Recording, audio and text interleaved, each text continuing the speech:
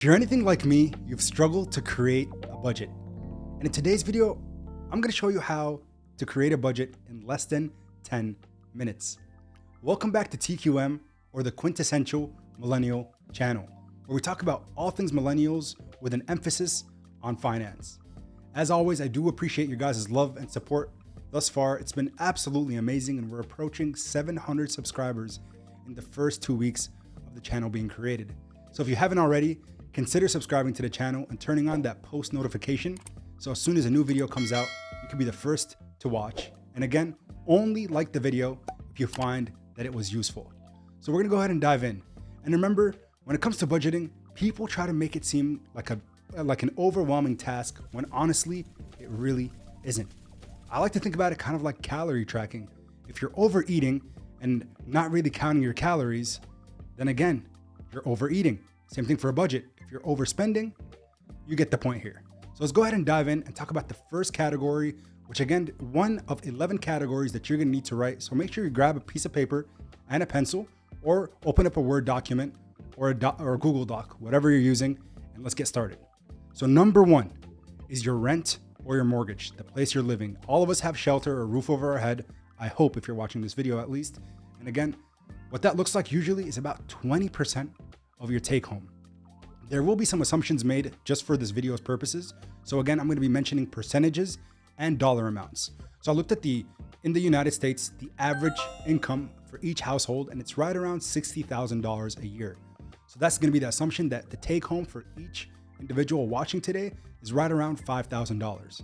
But again, I'll be mentioning percentages so you can apply this to your own case. So the first one, 20% or about $1,000 would be applied to your rent or mortgage. That's one of those things that you have to be paying for, whether you like it or not, unfortunately. Number two, and again, this one goes right with the mortgage, and that is your utilities. So that's your water and any other things that you're paying with your utility bill each month. And we assume for that one right around 4% or $200. Number three, groceries. And I know this can vary depending on your family size and how many people are actually, how many people you're feeding on a day-to-day basis. But we're gonna assume right around 8% of your monthly take home, or $400 for the example I'm using today. Number four is transportation. Same thing. If you're a commuter or using some type of commuting, whether it's your own vehicle or an external vehicle like a bus or a taxi, we're gonna assume right around 4% or $200 a month for transportation. Make sure, again, if you're tuning in and you're still staying with us, that you're writing all these down and keeping it whatever is applicable to your situation. Number five, I grouped as one category, and that's insurance and healthcare. And for that, we're gonna assume right around $300 a month. And I know healthcare expenditure does vary person to person, but on average, we can kind of assume that $300 will keep you and your loved ones covered on a monthly basis, which is right around 6% of your take home. Number six, my personal favorite, entertainment. This is where oftentimes I found myself when I was first graduating from school and, again, having my salary for the first time, that I was maybe overspending on this category, going out to eat maybe a little too often, or going to the movies, trying to have a lot more fun than I really needed to. So again, if you want to start budgeting this from the get-go, I would say right around 4% a month will keep you golden. Number seven, personal care and clothing. Again, I know it depends person to person, but on average, you want to spend only about 2% of your monthly take home. Or if you're bringing in $5,000 a month, you're assuming right around $100. So with that being said, maybe you're someone who just likes to shop on Black Friday every year. And if you could do that, save for 12 months, $100, that's $1,200 to spend on Black Friday. Think about it that way. Number eight, savings. Now, take this with a grain of salt, because I'm not a huge fan of savings. I prefer putting my money where it can grow into an investment vehicle, whether that's real estate, stocks. I have a whole video where I talk about the ways that we should be diversifying our portfolios or diversifying our money. So there's gonna be a link down below if you wanna watch that video. But again, about $1,000 a month if you're bringing in 5K, meaning 20% of your monthly income being allocated to investing, or in addition to that, saving. Number nine, retirement. I know those of you who are probably right now, maybe late teens, early 20s, just getting out into the workforce, are like, I could care less about my retirement right now. But understand and trust me, every old person I have interacted with, and being someone who was working in a pharmacy, I got to interact with a lot of people who were right around retirement age or older, and every single one of them had the exact same story. Whether they were the ones who decided to start investing at an early age or did it later on in their career, each of them said the same thing, and that is, I wish I would have started earlier. Meaning, regardless of your age, the earlier, the more you'll get the benefit of compound interest, which we'll leave, of course, for another video. Number 10, the second to last, is our least favorite, and that is taxes.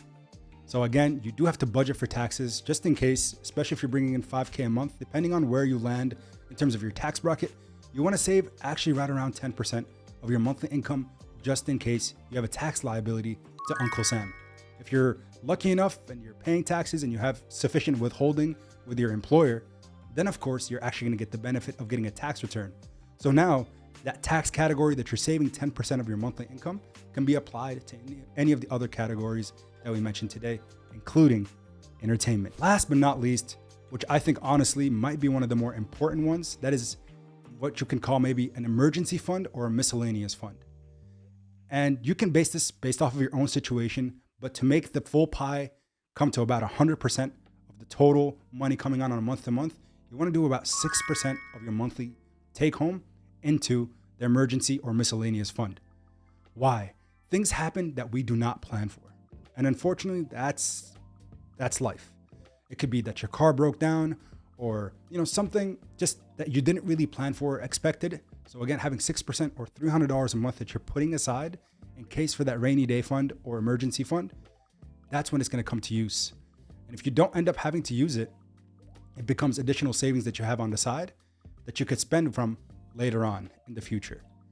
So again, that's really all you need.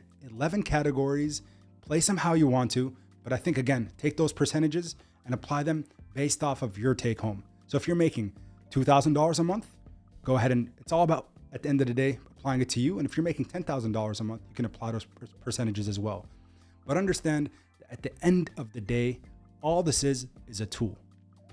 If you felt stressed out or you feel like this is maybe a little overwhelming, slow the video down, go back and rewatch some things. And again, everything is dependent on you and your personal goals. Some of you might refuse to save for retirement. That's fine. That's up to you. It's your prerogative, and you can decide to apply that maybe into a different category. So I really do hope that this video came of benefit to at least some of you. Let me know in the comment section below if there's anything that you would add for your budget. But that's all I had for you guys. So thank you all so much for tuning in. I appreciate your support as always. And until next time, everybody, take care. Peace.